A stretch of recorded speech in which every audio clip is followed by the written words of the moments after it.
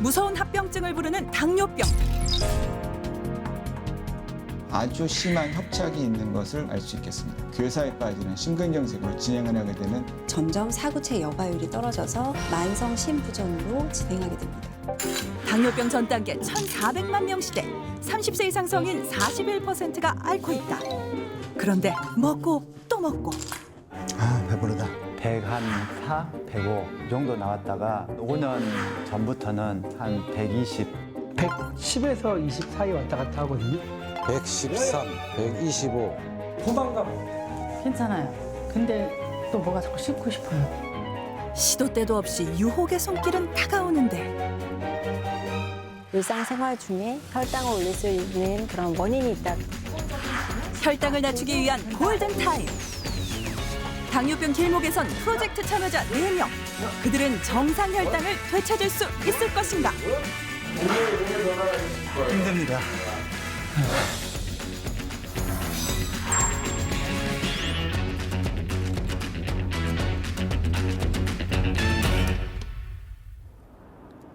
고혈당 상황을 이겨내려는 4명의 참여자가 한 곳에 모였습니다.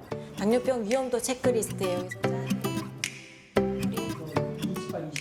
본인들 점수를 한번 계산을 해보시는 거예요.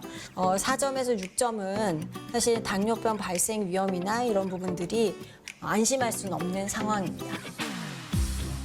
시청자 여러분들도 함께 해볼까요? 한 7점 나옵니다. 7점 나옵니다. 프로젝트 목표는 혈당 70에서 180mg/dl를 24시간 유지하는 것. 70에서 180은 당뇨병 환자를 대상으로 일반적으로 조절을 권유하는 당화혈색소 6.5를 목표로 하는 범위로 측정된 지표입니다. 우리 환자에서는 2명 정도는 당뇨병의 진단을 받으셨고, 그리고 공복혈당은 낮으면 낮을수록 좋기 때문에 비교적 효과적으로 혈당을 낮출 수 있을 거라 판단이 되었습니다. 프로젝트 첫 번째, 식생활 개혁. 평소 식단을 낱낱이 분석하는 영양교육이 이루어졌습니다. 특히 강조한 건 편중되지 않은 균형식입니다. 당뇨 식사라고 해서 특별히 뭐가 더 좋거나 나쁜 건 없어요. 기본적인 균형식이다, 골고루 먹는다라고 생각을 해주시면 되고요. 개별 영양교육도 이루어졌습니다. 박진우 씨의 경우 과일을 좋아해서 특히 아침 식단에는 빼놓지 않고 올라왔고요. 빠른 식사 속도도 개선이 필요했습니다. 특히 식후에 찾았던 이 과일. 맛있겠다. 혈당 스파이크를 유발한 원인이었죠. 제가 한 14알 정도 먹은 것 같네요.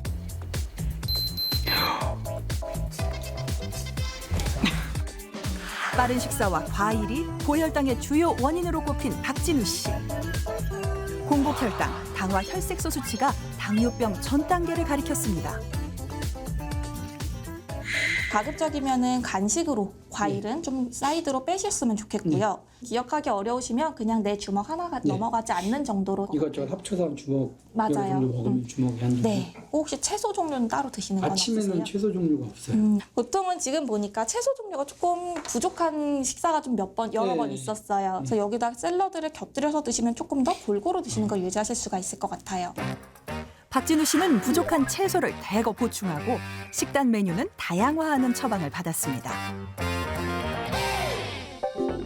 다둥이 아빠 오경택 씨는 술안주 반찬에 식사량이 꽤 되고 종종 술도 즐기는 모습이었는데요. 한 번에 적당한 식사 구성으로 보여드리면은 밥 한 공기 기준에서 요만큼 드실 때 어육류차는 2접시에서 3접시까지예요. 기본적으로 100g 이상은 드시게 되는 것 같아요. 그래서 양은 조금 신경을 써서 좀 드셨으면 좋겠고요. 식사량 조절을 위해 정량에 맞춰 식단을 구성할 것. 그리고 금주 처방이 내려졌습니다. 3교대 근무일을 하는 김대호 씨. 점심땐 빵에 더해 건강을 생각해 배즙, 홍삼즙 등을 마시고 과일도 즐겨 먹었는데요. 목이 마른다 싶으면 그냥 이제 즙을 먹어야죠. 무삼입니다.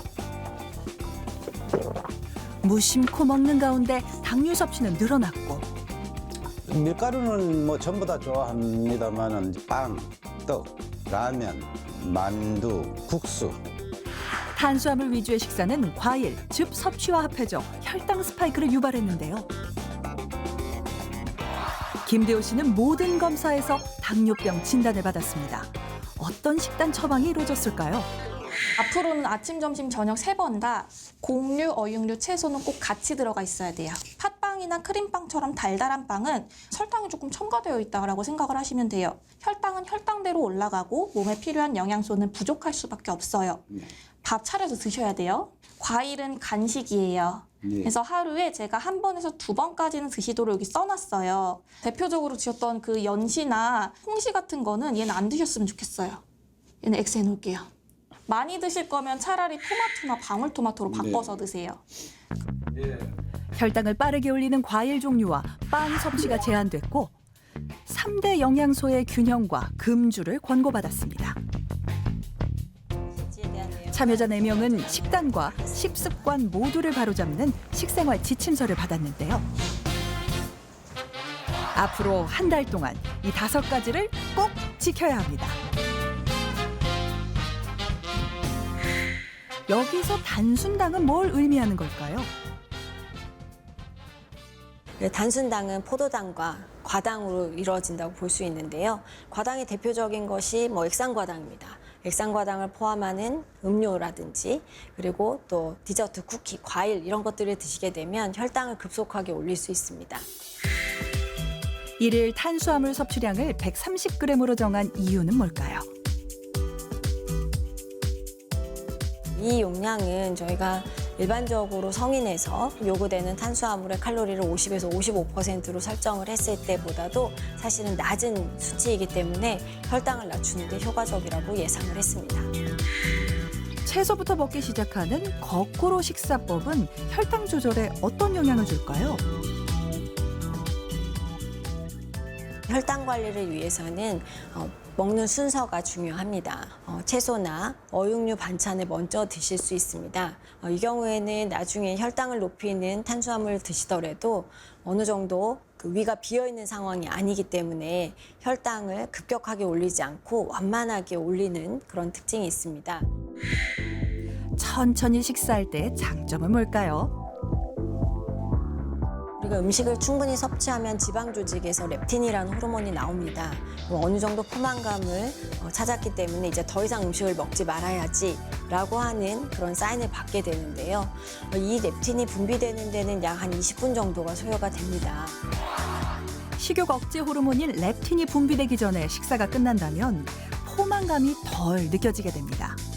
결국 충분한 양을 섭취했어도 빵과 같은 음식을 더 먹고 싶어질 수 있죠. 각종 안주를 곁들여 섭취 총량을 늘리는 술은 한 달간 금지입니다. 혈당 관련해선 채소를 먹을 때도 주의할 점이 있습니다. 그래서 식품 교환표를 들여다봤습니다. 똑같이 채소를 드셔도 단호박이라던가 도라지, 연근, 그리고 최근에는 양배추에서도 같은 양을 드셨을 때 탄수화물이 조금 더 많이 들어있다라고 알려져 있어요. 생각보다 탄수화물 양이 많이 들어있기 때문에 혈당을 올라가게 하는 역할을 해요.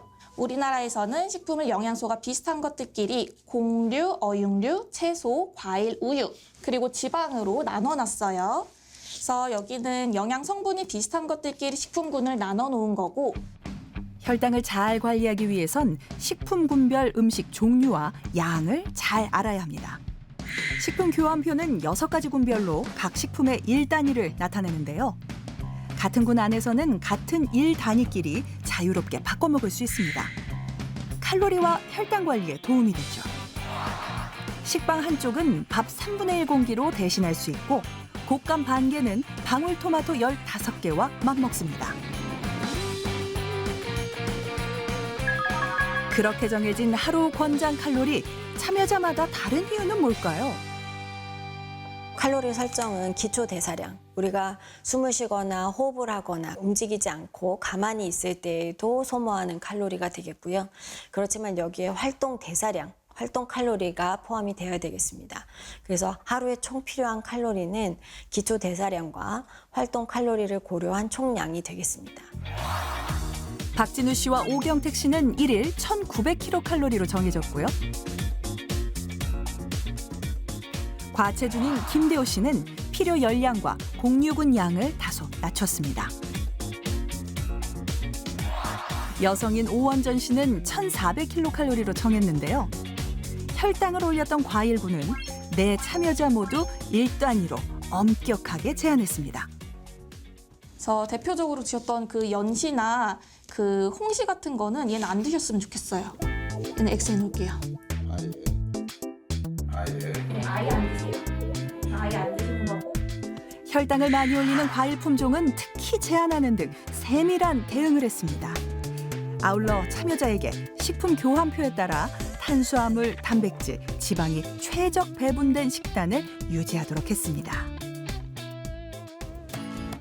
그리고 연속 혈당 측정기를 착용했는데요. 센서 삽입기를 부착 부위에 누른 상태에서 간편하게 삽입이 가능하십니다. 참여자들은 이제 혈당 수치를 24시간 실시간으로 모니터링할 수 있습니다. 또 이 정보를 의료진과 제작진도 공유받도록 참여자 동의를 받았는데요. 혈당 90에서 180mg/dl를 24시간 유지하는 게 목표입니다. 자세한 수치가 확인이 가능하세요. 그래서 이렇게 대각선으로 올라가시는 분은 서서히 지금 더 올라가고 있다는 중이고요. 아마 가로 방향으로 안정적이신 분은 지금 비교적 혈당이 안정적이라는 뜻이게 됩니다. 프로젝트 두 번째, 중고강도 운동의 실천입니다. 근육이 더 뻐근하실 거예요.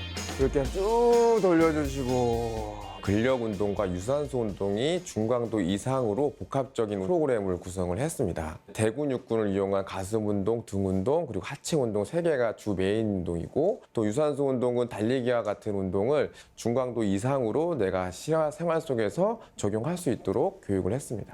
유산소 운동은 혈액 내 포도당을 근육세포로 이동시켜 혈당을 조절하고 체중 감소를 통해서도 혈당 조절에 기여합니다. 잘하고 계시네요. 자, 호흡 들이마시고 내쉬면서 이제 한 140밖에 잘 됐어요. 이 정도 강도 수준으로 하시는 게 주 한 3회나 일주일에 한 150분 정도 유지할 수 있게. 다음은 근력 향상을 위한 저항 운동. 앞으로 쭉 뻗는 거예요. 우리 좀 강도가 좀 있죠? 그렇죠, 이렇게 내리시고 쭉 하나. 다시 한 번 더. 후. 그렇죠, 우리 할 수 있을 만큼. 다 내렸다가 한 번만 더. 그렇죠, 그렇죠. 잘 쓰고 계세요. 앞으로 밴드를 이렇게 당기면 어떻게 해요? 엉덩이 힘이 들어가게 돼요. 큰 근육을 쓰는 거죠. 허벅지 앞뒤 근육 하나, 둘. 우리 엉덩이를 조금 더 뒤로. 후, 다 오면 가는 거예요. 얘가 다 제자리에 오면 반대발이. 이렇게 한 20번을 반복하고. 한 발로 하는 게 두 발로 하는 것보다 더 큰 힘을 주겠죠. 그래서 이게 더 중강도의 운동이 될 수가 있어요. 한 번만 더. 자, 다리.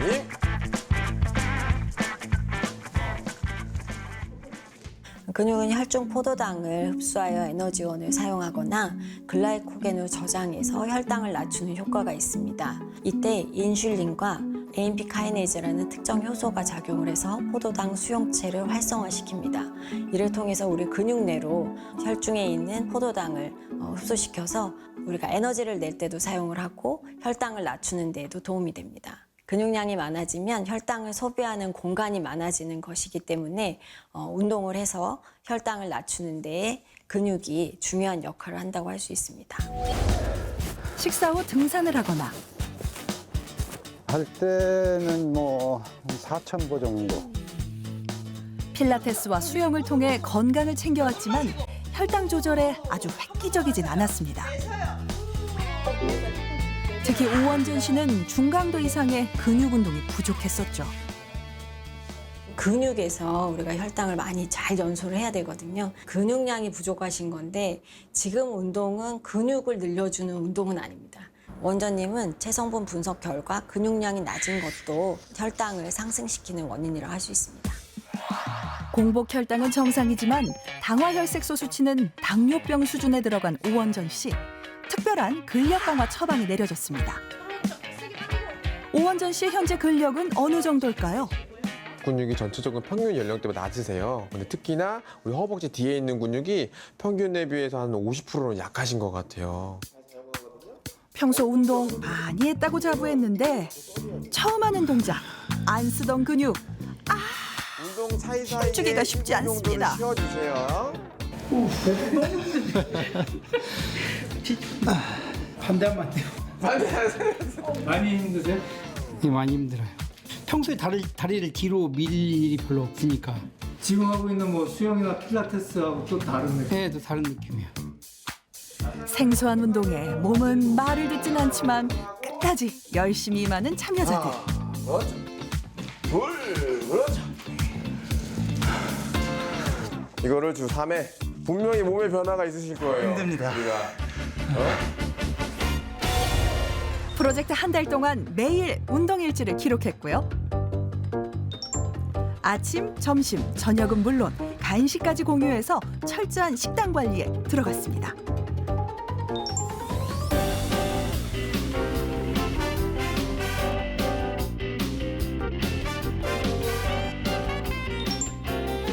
참여자들이 올린 식단은 전문 영양사가 분석해서 문제점은 보완해 나갔습니다. 프로젝트는 잘 진행되는 걸까요? 제작진은 연속 혈당 측정기로부터 받은 혈당 그래프를 분석해 봤는데요.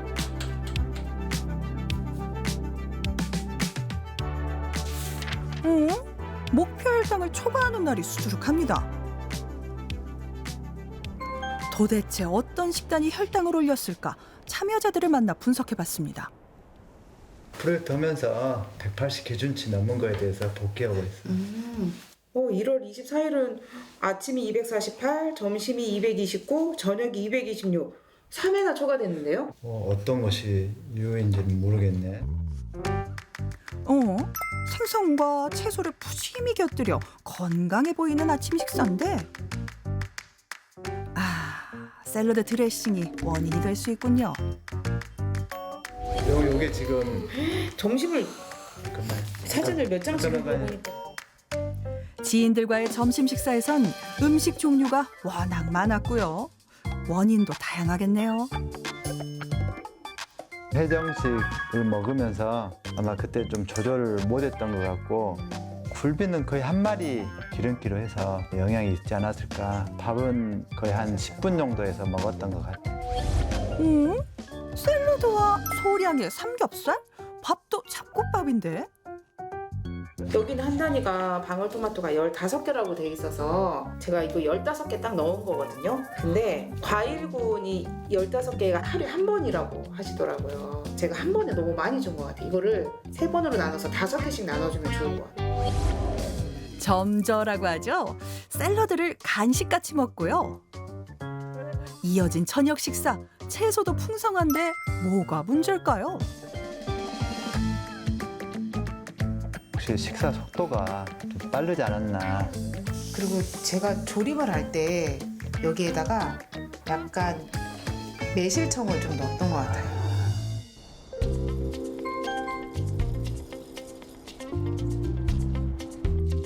(213이라는) 혈당 스파이크를 찍은 박진우 씨의 저녁 식사. 채소를 곁들인 소박한 식단인데요.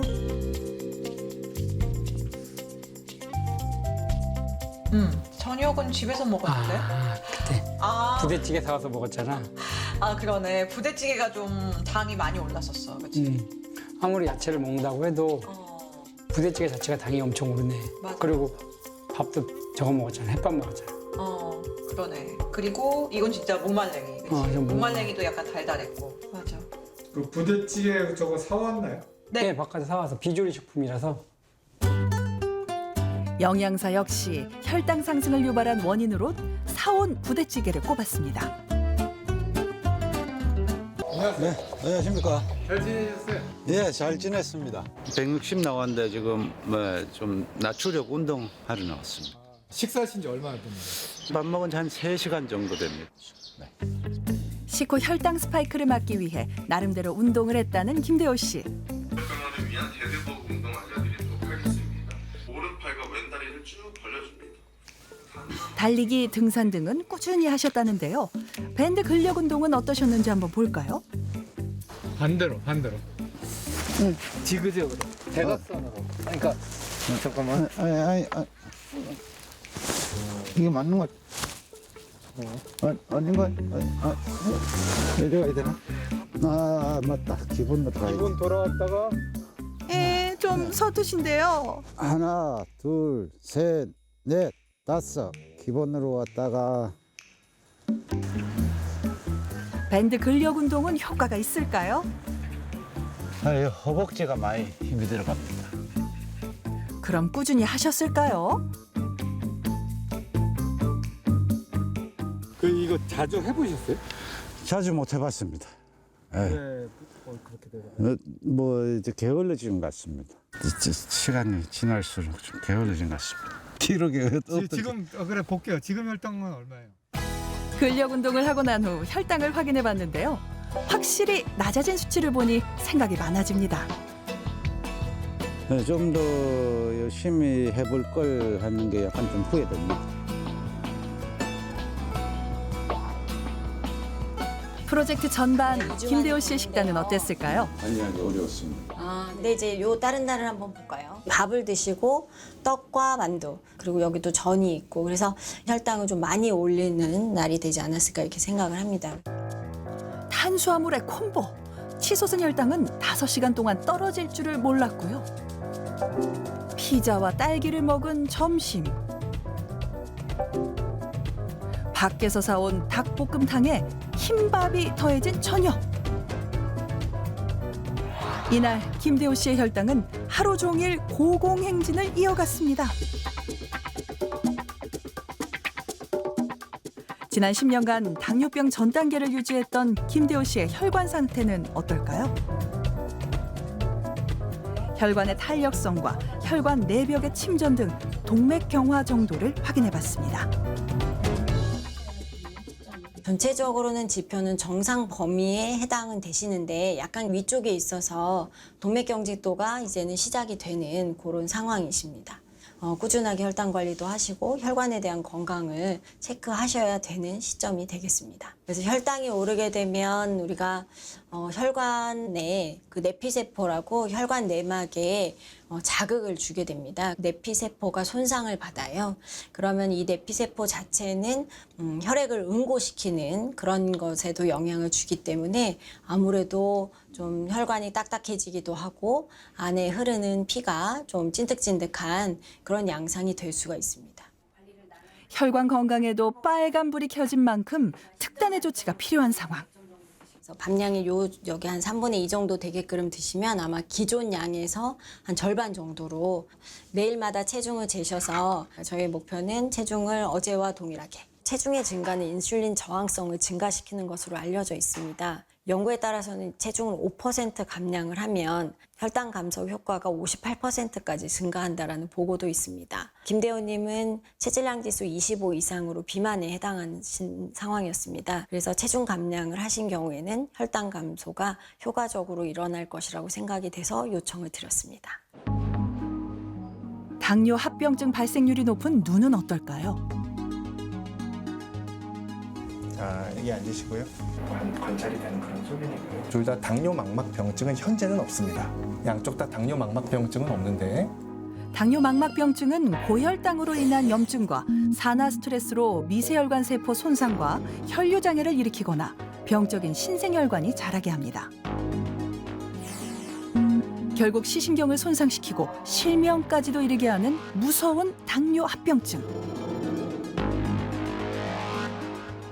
아직 저명한 당뇨 망막병증은 없는 상태에서 군데군데 이렇게 혈류가 감소된 어두워 보이는 영역이 표층과 심층에 다 관찰이 되고요. 본격적으로 당뇨 망막병증이 시작이 되는 이런 단계에서부터는 피가 통하지 않는 무혈관 지역들이 아주 저명하게 나타나게 됩니다. 다시 환자로 돌아와서 이 무혈관 지역 주변부는 이렇게 전반적으로 그 바깥쪽보다 어둑어둑한 이런 혈류가 좀 적어진 것을 보아서 당뇨 망막병증이 이미 모세혈관 수준에서의 손상이 시작됐다고 볼 수가 있겠습니다.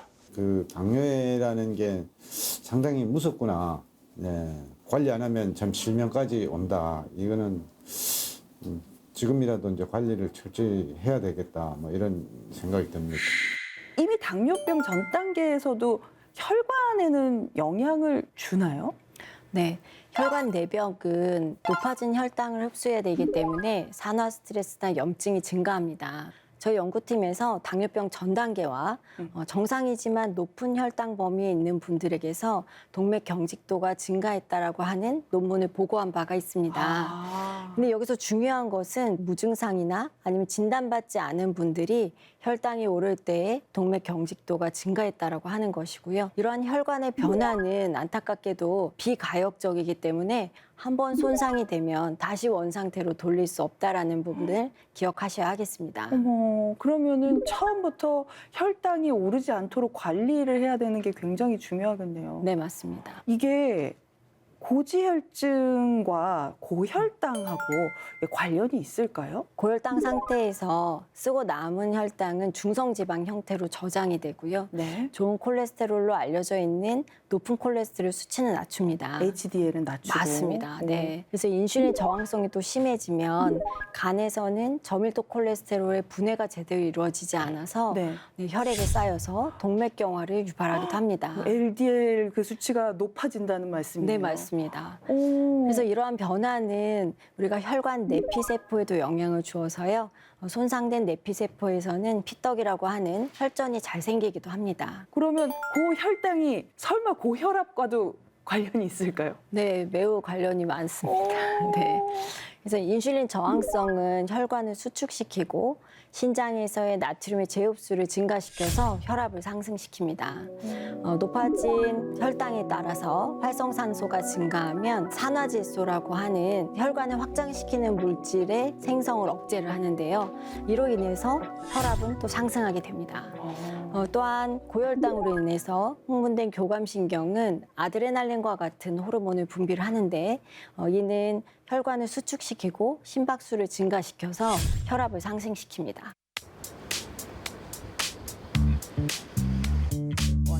식사 후 빵을 즐기던 오원전 씨. 전반 혈당 관리는 어떨까요? 운동하시는 건 좀 어땠어요? 헉헉대면서 막 했더니 그 이튿날 꼼짝을 못 하겠더라고요. 근데 잠은 되게 잘 왔어요. 잘 주무셨어요? 네. 지금 여기서 혈당을 오를 수 있는 거는 밥 아니면 요 방울토마토? 네, 이런 부분이 있어요. 근데 이제 매 끼니마다 방울토마토가 빠지는 일이 별로 없더라고요. 저는 그게 야채인 줄 알고 열심히 네. 챙겨 먹고 있었거든요. 아, 그러시구나. 네. 물론 이제 좋은 음식이기는 한데 혈당을 높이는 데도 영향이 있는데 끼니마다 조금 챙겨 드시는 부분들이 있어요. 저녁 식사는 비교적 골고루 갖춰졌는데요. 떡과 수정과 등의 후식이 눈에 띕니다. 이날이 제가 보니까 식후에 혈당이 좀 많이 오른 날이었어요. 설날 아닐까요? 그럴까 봐요. 네. 그래서 보면은 다 당분 네, 많이 너무 올리는 달았어요, 날이에요. 먹어도. 맞아요. 우리가 지금은 다이어트를 하는 식단이 아니기 네, 때문에 칼로리, 오히려는 조금 기름이 있더라도 당분이 없는, 그러니까 탄수화물, 그러니까 밀가루라든지 밥이라든지 빵이라든지 이런 부분들, 또 과당, 이런 과일이라든지 이런 부분들이 없으면 혈당은 그렇게 변화하지 않거든요. 중간 점검 후 다시 한번 심기일전하는 참여자들.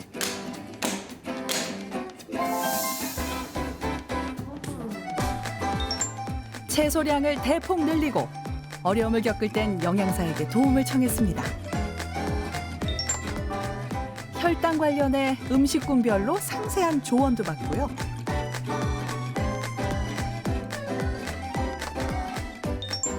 중고강도 운동을 한층 강화해 매일 일지를 올렸습니다.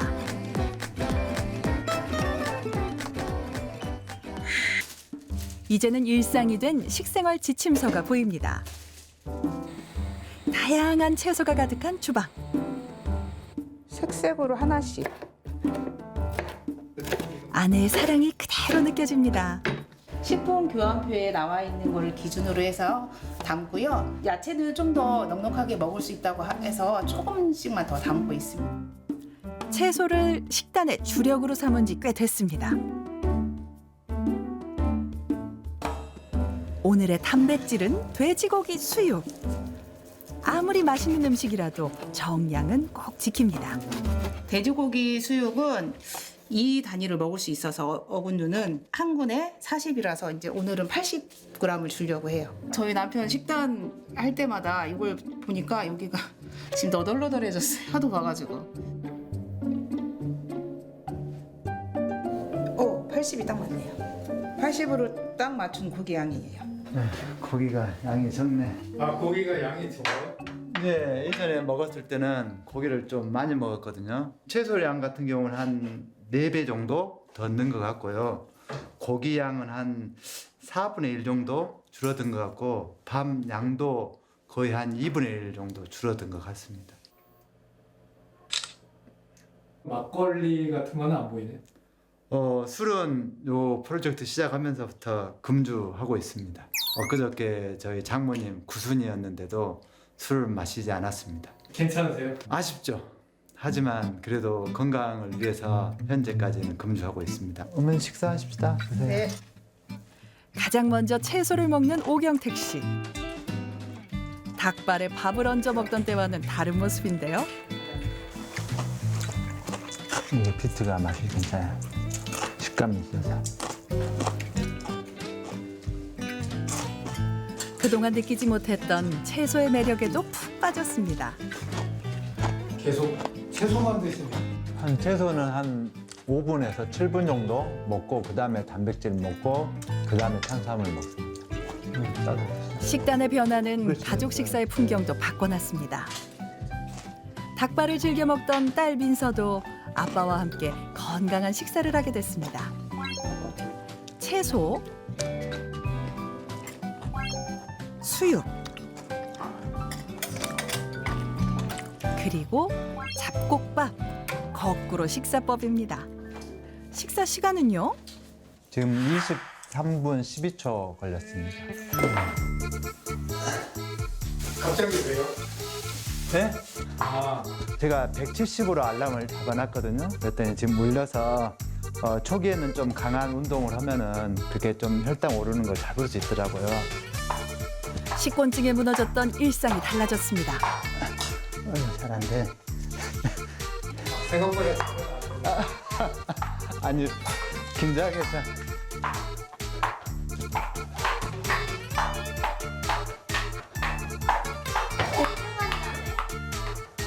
좀 있으면 되는데 다. 그래서 보니까 5분만 넘어가면은 떨어지더라고요. 식후 2시간 혈당 정상 기준은 140mg/dL 미만인데요. 지금 식후 2시간 혈당이 129입니다. 129 이거 이제 유지되는 거고요. 예. 박진우 씨의 식단은 어떻게 변했는지 볼까요? 프로젝트 시작 후 없는 듯 하지만 큰 변화. 충분한 단백질을 챙기고 채소류 반찬이 대폭 늘었습니다. 스톱워치를 켜고 식사를 좀 해보려고 합니다. 샐러드 먼저 먹고 야채부터 먼저 먹어요. 바뀐 식습관은 아내에게도 좋은 에너지를 전파합니다. 저도 이렇게 시작하면 되겠다. 그러면 좀 더 건강하게 먹을 수 있겠다라는 생각이 듭니다. 힘들도 오래 걸리고. 거꾸로 식사법을 시작한 뒤 찾아온 긍정적인 변화도 있습니다. 야채부터 먹으면 밥 먹는 양이 확실히 줄긴 해요. 밥 먹는 중간에 배부름이 느껴지고 확실히 몸이 좀 더 가벼워지고. 여유로운 식사 시간을 가지면서 서로를 챙기는 박진우 씨 부부. 한 쌍의 원앙 부부 같습니다. 밥 다 드셨나요? 네. 저녁 식사에 걸린 시간은 27분. 프로젝트 시작 전보다 12분 정도 늘어났습니다. 김대호 씨의 참새 방앗간은 이제 운동장입니다.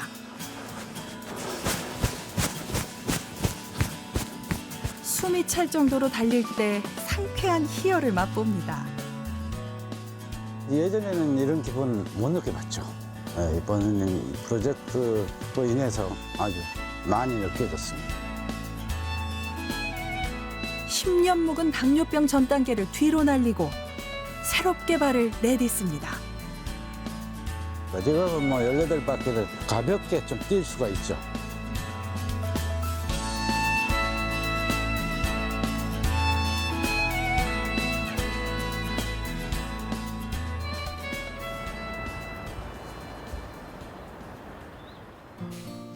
기분만큼 몸도 가벼워졌을까요?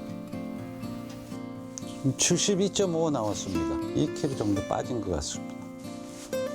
일지 뭐 이렇게 체중하고 혈당 지금 매일 이렇게 기록하고 있습니다. 프로젝트를 시작한 뒤 68kg을 목표로 매일 체중을 기록하고 있는데요. 줄어드는 숫자를 보면 내심 뿌듯합니다. 몸이 또 가벼워진 느낌이고 아주 기분도 좋습니다. 식탁에도 변화가 찾아왔을까요? 조금만 이제 먹는 걸로 했습니다.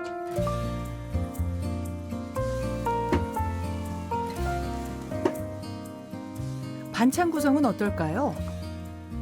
채소량을 크게 늘리고 닭가슴살과 두부까지 균형 있게 갖췄습니다. 식사를 시작하기 전 먹을 양만큼 접시에 덮니다. 밥 먼저이던 식사 순서가 채소 먼저. 양 조절을 위해 젓가락만 사용하고요. 거꾸로 식사법 등 프로젝트를 통해 긍정적인 효과를 몸소 체험하고 있습니다.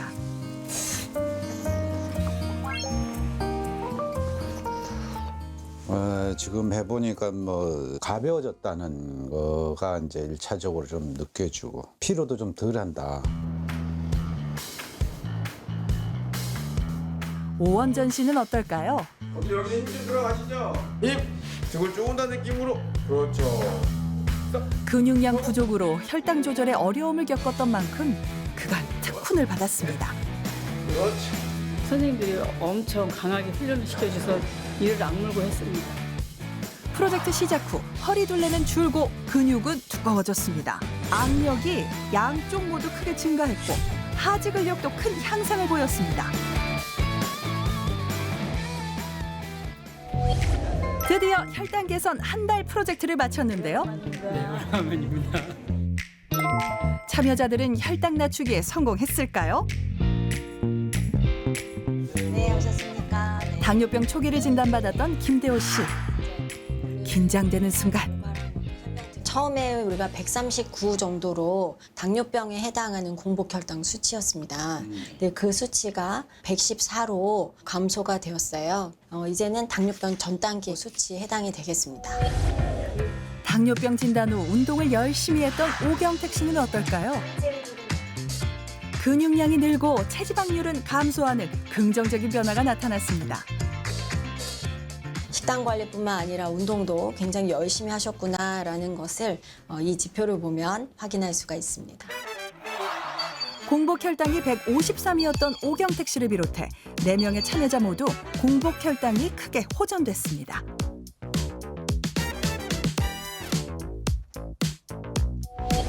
당화혈색소가 유독 높았던 오원전 씨는 어떨까요? 체중은 관리 기간 동안 2.5kg 감소하셨는데 체지방률만 35.9%에서 32%로 많이 감소를 하셨고요. 4주 동안의 관리에서 이 정도 감소하신 것은 굉장하게 잘 관리를 하신 거라고 할 수 있습니다. 3개월 동안의 혈당 평균치를 말하는 당화혈색소에도 단 한 달 만에 긍정적인 변화가 나타났습니다. 인슐린 저항성은 5.2였던 박진우 씨를 비롯해 오경택 씨, 김대호 씨 모두 정상이 됐습니다. 오원전 씨도 정상 수치가 더 낮아졌습니다. 한 달 만에도 찾아온 변화를 보며 혈당 조절을 꾸준히 하기로 다짐합니다. 중성지방이 경계 범위에 있으셨던 수치가 매우 많이 개선이 됐습니다. 158에서 47까지 매우 낮아지는 아주 좋은 효과를 경험하셨습니다. 그러니까 생활습관에 대해서 영향을 많이 받는 수치이기 때문에 이런 부분의 개선도 부수적인 아주 좋은 효과라는 생각이 듭니다. 이제 앞으로 좀 더 먹는 음식에 대해서 어떻게 음식이 만들어지고 어떤 재료를 썼는지에 대해서 좀 더 생각하고 먹을 것이며 운동도 최대한 제가 할 수 있는 만큼은 제가 하면서 이 당뇨에 대한 두려움을 떨쳐버리고 싶습니다. 이 프로젝트에 참가하지 않았다면은 아마 당뇨병이 발생이 됐을 거고 거기에 따라서 합병증으로 인해 아마 건강이 악화되지 않았을까. 식단과 또 운동 일기 쓰듯이 매일 체크를 해서 정상 혈당으로 돌려야 되겠다.